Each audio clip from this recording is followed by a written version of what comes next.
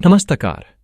आज की शाम एक ऐसी खबर लेकर आई है जो देश के लाखों वरिष्ठ नागरिकों के चेहरे पर एक नई मुस्कान ले आएगी। यह खबर सिर्फ एक घोषणा नहीं, बल्कि एक लंबे और धैर्यपूर्ण संघर्ष की जीत है। हम बात कर रहे हैं ईपीएस 95 न्यूनतम पेंशन वृद्धि की। जिस उम्मीद की किरण का इंतजार दशकों से हो रहा था, आज वह सच में बदलती दिख रही है। वित्त मंत्रालय और विशेष रूप से हमारी वित्त मंत्री श्रीमती निर्मला सीतारमण ने करोड़ों पेंशन धारकों के वर्षों के तप और संघर्ष को सम्मान देते हुए एक ऐतिहासिक निर्णय की नींव रखी है।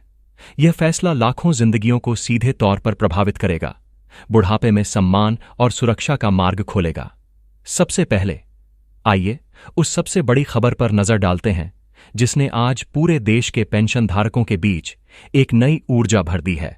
वित्त मंत्रालय की अभूतपूर्व घोषणा सूत्रों के हवाले से यह खबर आ रही है कि वित्त मंत्री निर्मला सीतारमण ने ईपीएस 95 पेंशन बढ़ोतरी की फाइल को अपनी अंतिम मंजूरी दे दी है। इस संबंध में श्रम मंत्रालय के माध्यम से कर्मचारी भविष्य निधि संगठन यानी ईपीएफओ को स्पष्ट और कड़े निर्देश जारी किए गए हैं। ये कोई छोटी मोटी घोषणा नहीं है। ये लाखों आवाजों की जीत है जो वर्षों से सड़कों से लेकर संसद तक गूंज रही थीं। यह जीत है राष्ट्रीय संघर्ष समिति एनएससी की, जिसके अथक प्रयासों और कमांडर अशोक रावत जी के सशक्त नेतृत्व ने सरकार को इस मुद्दे पर गंभीरता से विचार करने के लिए विवश कर दिया। पिछले 8 से 9 साल कोई कम समय नहीं होता। इन वर्षों में एनएससी की पूरी टीम और उनसे जुड़े हर एक पेंशन धारक ने जिस धैर्य और दृढ़ता का परिचय दिया, आज उनकी वह मेहनत रंग लाती दिख रही है। उन्होंने धरने दिए, प्रदर्शन किए, झापन सौंपे और हर उस दरवाजे पर दस्तक दी जहां से न्याय की उम्मीद थी। और आज ऐसा प्रतीत हो रहा है कि उनकी दस्तक सही जगह पर सुनी गई है। पेंशन बढ़ोतरी का वर्गीकरण न्याय संगत और तर्क संगत। अब सवाल उठता है कि यह पेंशन बढ़ोतरी कितनी होगी और क्या यह सभी के लिए एक समान होगी। यहां सरकार ने एक बहुत ही महत्वपूर्ण और सोचा समझा कदम उठाया है। वित्त मंत्रालय से छनकर आ रही खबरों के अनुसार यह पेंशन बढ़ोतरी एक समान नहीं होगी। इसे अलग अलग श्रेणियों में विभाजित किया गया है ताकि हर किसी को उसकी पात्रता के अनुसार लाभ मिल सके। आपको स्पष्ट रूप से बता दें कि कुछ पेंशन धारकों की न्यूनतम पेंशन को बढ़ाकर 5,000 रुपये तक किया जाएगा।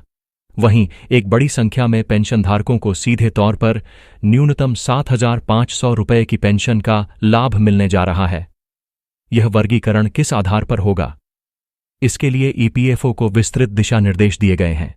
संभवतः यह पेंशन धारक के सेवाकाल, उनके अंतिम वेतन और उनके द्वारा किए गए अंशदान जैसे कई कारकों पर आधारित होगा।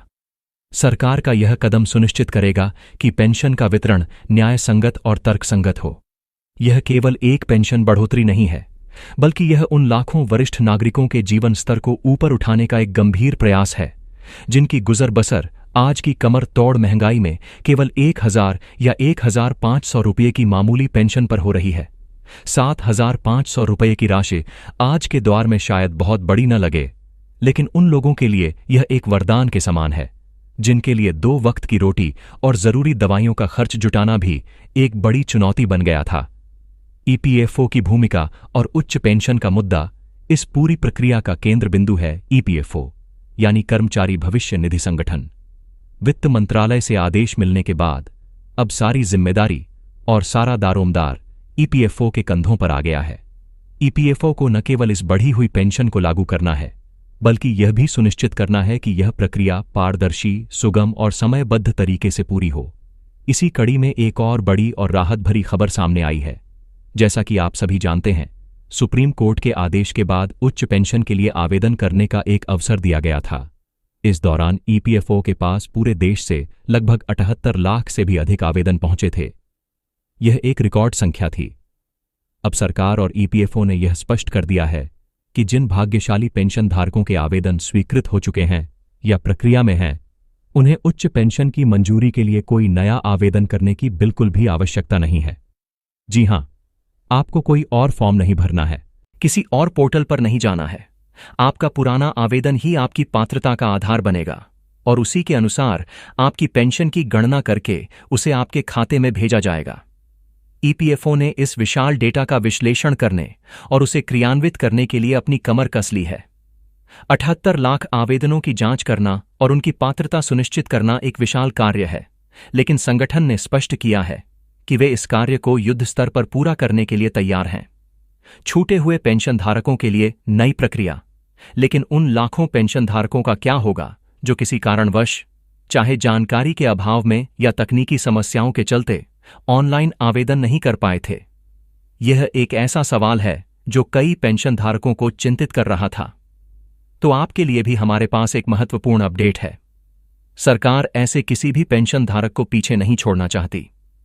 वित्त मंत्रालय ने ईपीएफओ को यह भी निर्देश दिया है कि जो लोग आवेदन करने से चूक गए थे, उनके लिए जल्द से जल्द एक नई और सरल प्रक्रिया की घोषणा की जाए। इस पर मंथन चल रहा है कि क्या एक नई विंडो खोली जाएगी या फिर ऑफलाइन माध्यम से आवेदन स्वीकार किए जाएंगे, ताकि दूर दराज के गांवों में रहने वाले पेंशन धारक भी आसानी से आवेदन कर सकें। इस संबंध में एक विस्तृत सर्कुलर बहुत जल्द जारी होने की उम्मीद है। तो अगर आप उन लोगों में से हैं जो आवेदन नहीं कर पाए थे, तो निराश न हो। सरकार की मंशा स्पष्ट है। हर पात्र पेंशन धारक को उसका हक मिलना चाहिए, चाहे उसने ऑनलाइन आवेदन किया हो या न किया हो। पैकेज में शामिल अन्य महत्वपूर्ण लाभ, यह लड़ाई सिर्फ न्यूनतम पेंशन को 7,500 रुपये करने तक की नहीं थी। इसके साथ जुड़ी थीं कई और महत्वपूर्ण मांगें जो एक सम्मानजनक सेवानिवृत्त जीवन के लिए अत्यंत आवश्यक हैं। और हमें यह बताते हुए अत्यधिक हर्ष हो रहा है कि सरकार ने इन मांगों पर भी अपनी सैद्धांतिक सहमति दे दी है। आपकी न्यूनतम पेंशन 7,500 रुपये की मांग के साथ साथ महंगाई भत्ते डीए को भी जोड़ा जाएगा। इसका मतलब यह है कि आपकी पेंशन सिर्फ एक निश्चित राशि पर स्थिर नहीं रहेगी, बल्कि जैसे जैसे महंगाई बढ़ेगी, सरकार द्वारा घोषित डीए के अनुसार आपकी पेंशन में भी बढ़ोतरी होती रहेगी।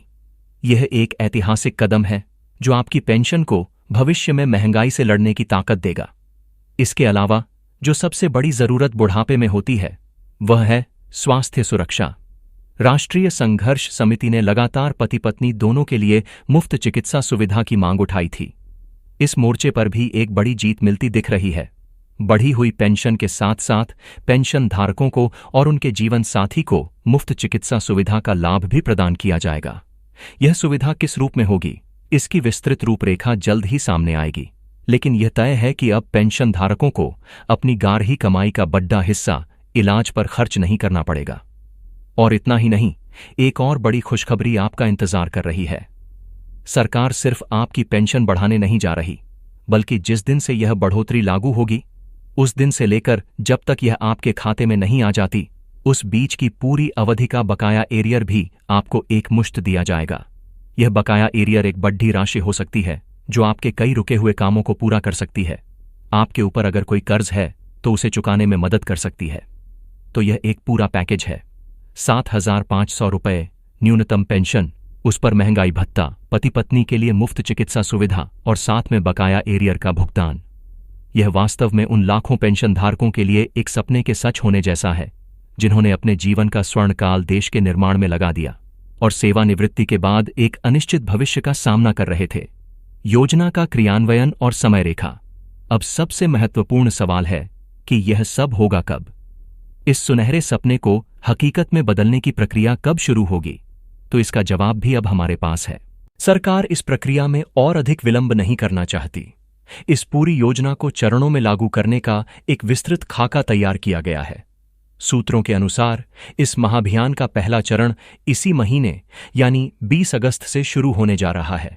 जी हां, आपने सही सुना, 20 अगस्त 2025। यह वह तारीख हो सकती है जब पहले चरण के पेंशन धारकों को उच्च पेंशन की मंजूरी मिलनी शुरू हो जाएगी।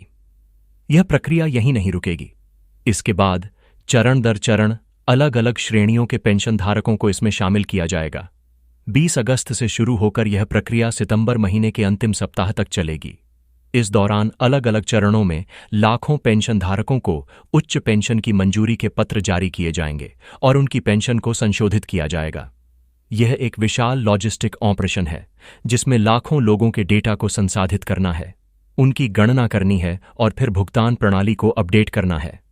इसीलिए इसे चरणों में लागू किया जा रहा है ताकि पूरी प्रक्रिया सुचारू रूप से चले और किसी भी पेंशन धारक को कोई असुविधा न हो। एक ऐतिहासिक जीत और भविष्य की उम्मीद। कुल मिलाकर यह एक ऐसी खबर है जो सिर्फ आर्थिक लाभ नहीं बल्कि सम्मान, सुरक्षा और भविष्य की निश्चितता लेकर आई है। यह केंद्र सरकार का और विशेष रूप से वित्त मंत्री निर्मला सीतारमण का एक अत्यंत संवेदनशील और सराहनीय कदम है, जो दर्शाता है कि सरकार देश के वरिष्ठ नागरिकों की समस्याओं के प्रति गंभीर है।